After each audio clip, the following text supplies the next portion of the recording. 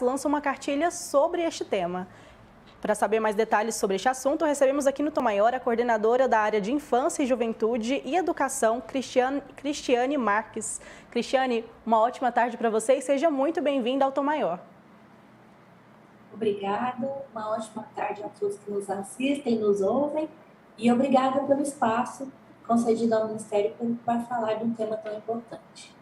Cristiane, para começar o nosso bate-papo, eu queria saber mais sobre essa cartilha. Como ela funciona, o que vem nessa cartilha? Quando a gente fala em combate, enfrentamento à violência sexual contra crianças e adolescentes, alguns eixos são utilizados e um deles é o eixo da prevenção. Conhecimento é prevenção. E pensando nisso, nós desenvolvemos esse ano um material eminentemente lúdico para que crianças de 5 a 11 anos, brincando, elas possam aprender sobre autopreservação, sobre autoconhecimento, sobre conhecimento do próprio corpo, como uma forma de evitar que eventual violência aconteça. A ideia é exatamente que na linguagem delas, da forma delas, elas interajam com o material que é apresentado e aprendam esses conceitos básicos. Então, a cartilha é feita com jogos, pequenas inserções sobre o tema, para que a criança possa entender um pouco mais dessa temática. Doutora Cristiane, educação sexual. Essa é a principal ferramenta, quando se fala no combate ao abuso sexual. É disso que nós precisamos falar cada vez mais, né? Essa, de fato, é a forma mais poderosa aí de ensinar as crianças, e prevenir a exploração sexual, o abuso sexual? Exatamente. A educação sexual consiste exatamente que a criança conheça, quem pode tocar, a quem ela deve procurar, o que é correto, o que não é correto, quais os limites, Existe um carinho que é certo, a gente sabe disso, o afeto ele é correto, mas em quais limites? Ele passa do limite e se torna um crime em que momentos, E a partir desse conhecimento que as crianças vão formando instrumentos e ferramentas de autopreservação.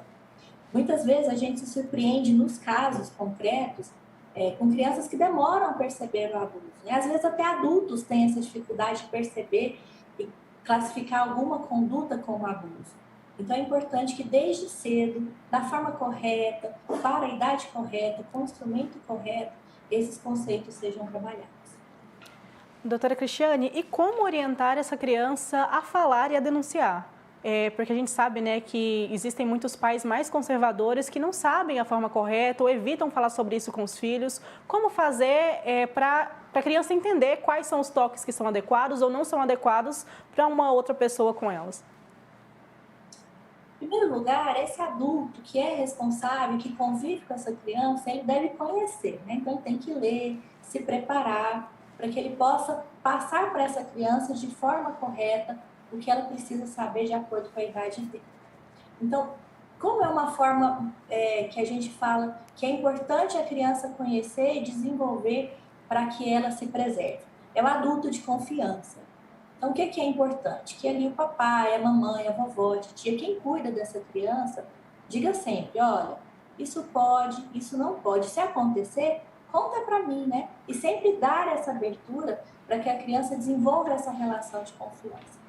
E é muito importante a gente dizer, e assim, reforçar essa figura que a gente chama de adulto de confiança. Aquela pessoa a quem a criança vai recorrer e da forma dela, na linguagem dela, ela vai se abrir.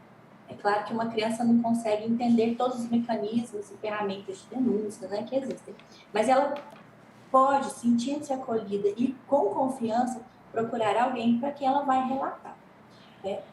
Ela vai relatar conforme a percepção dela. E é importante também que esse adulto e essas pessoas que cuidem dessas crianças, elas tenham também elementos para identificar eventuais abusos e violência sexual contra esse público específico. Estamos conversando aqui no Tom Maior com a Cristiane Marques, promotora, coordenadora da área de Infância, Juventude e Educação do Ministério Público do Estado de Goiás. Doutora Cristiane, ao longo deste mês, né, estamos no mês Maio Laranja, né, que é para trazer a conscientização, o alerta a respeito da exploração, do abuso sexual em crianças e adolescentes. A gente está falando aí que a comunicação, né, é essencial neste processo todo para identificar se uma criança está ou não sofrendo algum tipo de abuso sexual. Quais os indícios que os pais, os familiares, quem está próximo ali, tem que observar nessa criança, nessa adolescente, para perceber que algo está errado, né, que ela pode ou não estar sendo vítima de algum tipo de abuso? A mudança de comportamento sem motivo aparente, via de regra, é um grande indicativo de que alguma coisa está errada, inclusive a violência sexual. A gente tem que lembrar que esse tipo de violência, ele, via de regra, ele é feito de forma velada, escondido, né, com ameaças do abusador sobre a criança. Então, é importante verificar o quê? Essa criança mudou o comportamento, ela está retraída, ela está chorosa, ela está com medo de que alguém se aproxime dela, ou que várias pessoas se aproximem dela, homens ou mulheres, né? Tem tido alguma figura que tem sido frequente e tem se aproximado de uma forma que não está sendo natural? São as primeiras perguntas que nós devemos assim, ficar atentos e fazer. O que é importante também a partir, né, observar aspectos físicos que podem acontecer quando a violência é mais intensa e também verificar que as brincadeiras, se de alguma forma ela está manifestando, né? Porque normalmente a vítima manifesta de alguma forma pelo comportamento. Então, o que ela diz, o que ela fala, a forma de brincar, desenhos, pinturas, isso tudo pode revelar, ser um indicativo de violência sexual. E aí é que a gente também chama atenção da importância da família, né, desses cuidadores atentos e da escola, que é quem, né, é uma entidade, é uma instituição que está muito presente na vida da criança, e aí eu falo também do adolescente, e que também tem mecanismos de verificar esses indicativos. É importante que a abordagem seja feita com muito cuidado, né, sem direcionar, né, sempre abrindo as perguntas abertas. Aconteceu alguma coisa? Você quer contar alguma coisa para a mamãe, para o papai, para a vovó? Tá tudo bem? Você estava brincando, né? Que tipo de brincadeira? As perguntas abertas também para que não haja um direcionamento, um sugestionamento que pode implicar, muitas vezes, em conclusões precipitadas ou equivocadas. Doutora Cristiane, a partir desse momento, né, ali a pessoa responsável, esse cuidador, a família, identificou essa mudança de comportamento na criança, no adolescente. Como que tem que ser essa abordagem nesses casos? Como chegar nessa criança, né, para saber mesmo se de fato aconteceu algum abuso, algum episódio como esse? Como que tem que ser essa abordagem? Eu estava dizendo, né, uma abordagem muito aberta, sem direcionamento. A gente tem uma tendência de perguntar, por exemplo, né, a pessoa estava vestindo uma camiseta verde, né, isso é muito indutivo. É um exemplo ali que eu dou muito simples, mas que é uma questão que pode levar a uma indução. Sempre perguntar aberto, o que aconteceu? Aconteceu alguma coisa? Né? Tá tudo bem? Você está chorando por quê? Está com medo de alguma coisa? E aí, deixar que essa criança fale espontaneamente o que aconteceu. É claro que isso é um fato que impacta, quando ocorre, impacta todos nós, nos mobiliza, né? Uma violência muito intensa, a violência sexual. Muitas vezes a gente quer saber tudo, naquele afã de fazer alguma coisa, acaba perguntando.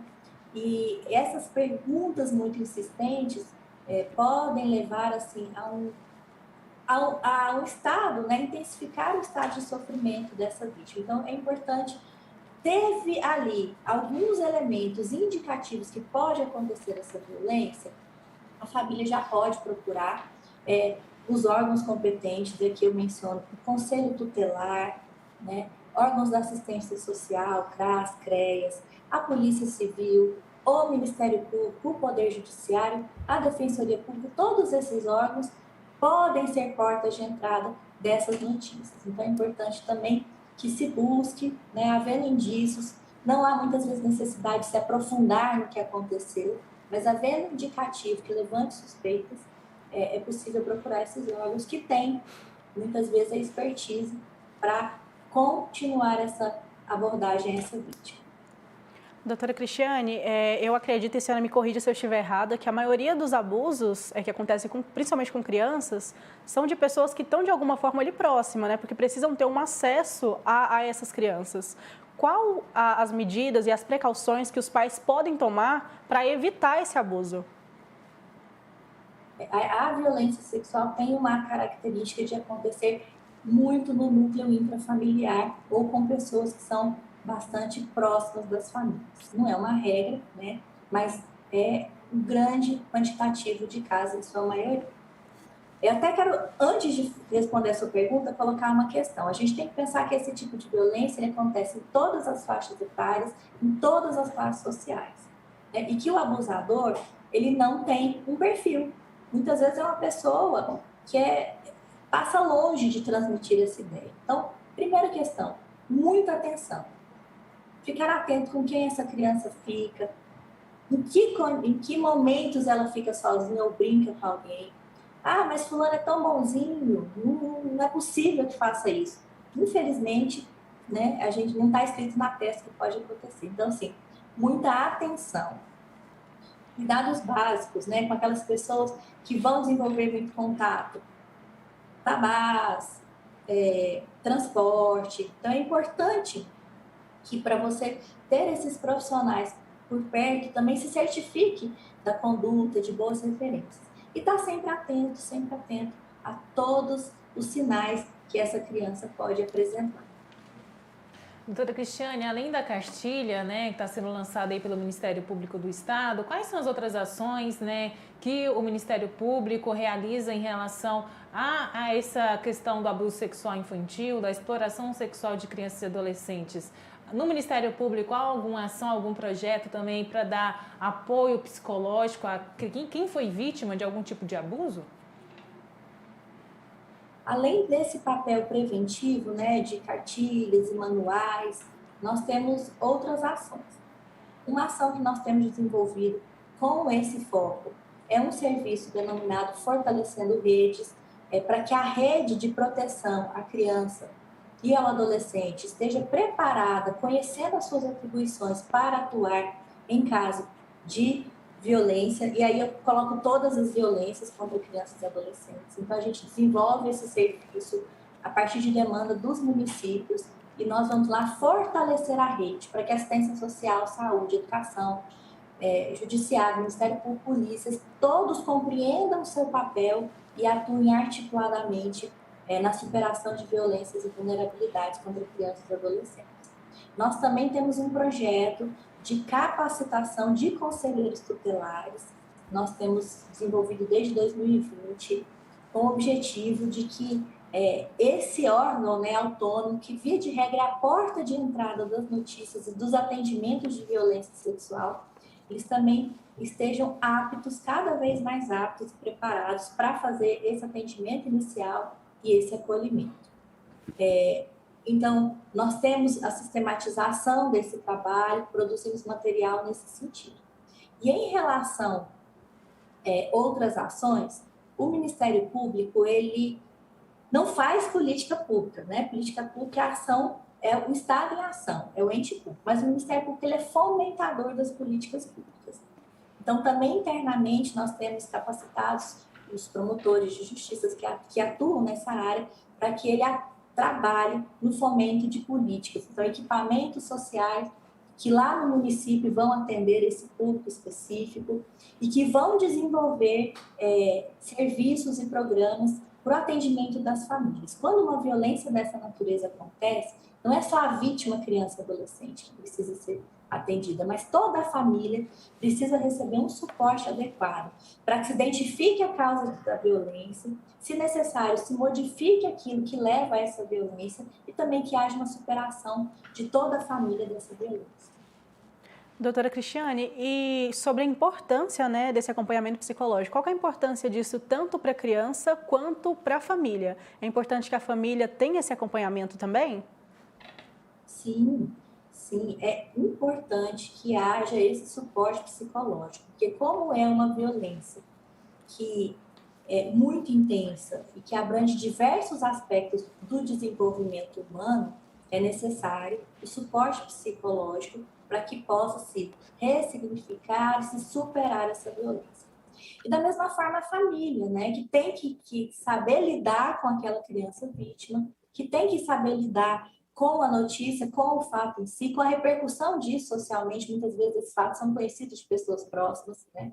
Muitos responsáveis, pais e mães, passam por um processo de culpa. Por que eu deixei? Por que eu não vi? Por que isso aconteceu? Então, é necessário, acima de tudo, eu acho que eu falo sempre, né, primordialmente, esse acompanhamento psicológico. Quando um crime acontece, um crime sexual, é claro que se busca a responsabilização desse autor, né? A lei prevê isso e isso tem um caráter, né, de responsabilização que é muito importante. Mas o objetivo principal tem que ser, no primeiro momento, o atendimento a essa criança, adolescente e sua família. Doutora Cristiane, para finalizar aqui o nosso bate-papo, queria trazer duas questões a respeito da cartilha, né, onde acessá-la. O lançamento acontece amanhã, dia 18, que é o Dia Nacional de Combate ao Abuso, à Exploração Sexual de Crianças e Adolescentes. E também um ponto importante para a gente falar aqui e divulgar é como denunciar, né, se conhece alguém que está sendo vítima, né, suspeita que está sendo vítima de abuso sexual, né, alguma criança, onde denunciar, como fazer essa denúncia também. Importantíssimo, né? A gente divulgar os canais de denúncia. A gente tem um canal nacional, que é o Disque 100. Esse é o número mesmo, ele é do Ministério, né, dos Direitos Humanos, Mulheres e Família. As notícias ali garantem-se no anonimato, elas chegam aos órgãos competentes. Então, uma ferramenta é o Disque 100. Também é possível usar o WhatsApp para isso, pelo Disque 100.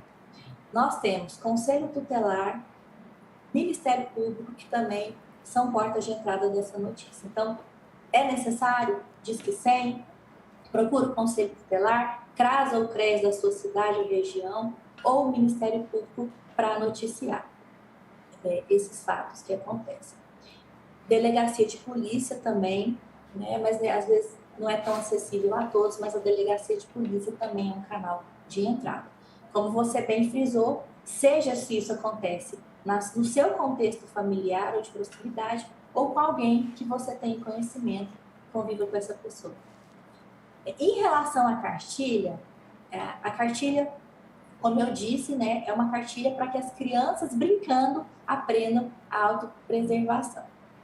Então, o ideal é que essa cartilha ela seja utilizada, as brincadeiras, com um adulto próximo a elas, né, para que elas possam entender, estar se colocando ali de uma forma plena.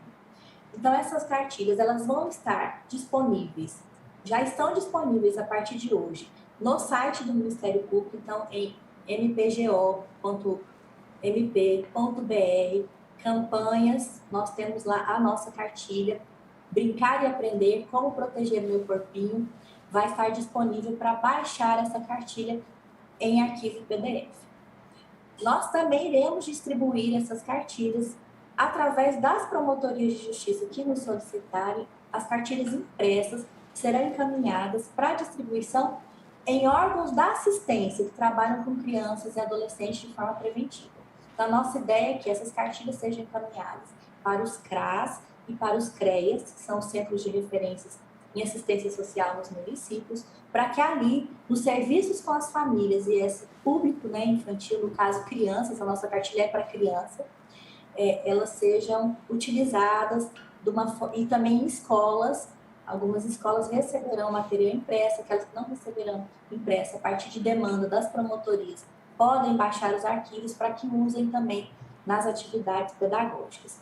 Além desse material, dessa cartilha desse ano que é específica, eu quero aproveitar para divulgar nossos outros materiais. No site onde nós temos essa aba campanhas, nós temos ainda uma cartilha que se chama Saliência Comigo Não, é uma cartilha específica para o público quilombola, para a comunidade quilombola, é um material muito inovador, que também tem sido utilizado para crianças e adolescentes, e outros materiais alusivos à temática. Então, quem tiver interesse, é só acessar mpgo.mp.br. Área de atuação, infância, juventude e educação, cartilhas. Lá nós vamos ter o nosso material divulgado. E nós também vamos divulgar o banner com QR Code para acessar diretamente a cartilha. Então é importante, é mais um instrumento, dentro de muitos outros que nós temos, para colaborar no enfrentamento dessa violência pela prevenção, pela informação. Sobre a cartilha de combate ao abuso e exploração sexual de crianças e adolescentes, conversamos com a promotora do Ministério Público de Goiás, Cristiane Marques. Doutora Cristiane, muito obrigada pela sua participação com a gente aqui no Tom Maior e até uma próxima oportunidade. Agradeço pelo espaço e coloco o Ministério Público à disposição. Muito obrigada e uma boa tarde a todos. Lembrando que detalhes sobre essa entrevista e a íntegra também mais tarde no nosso portal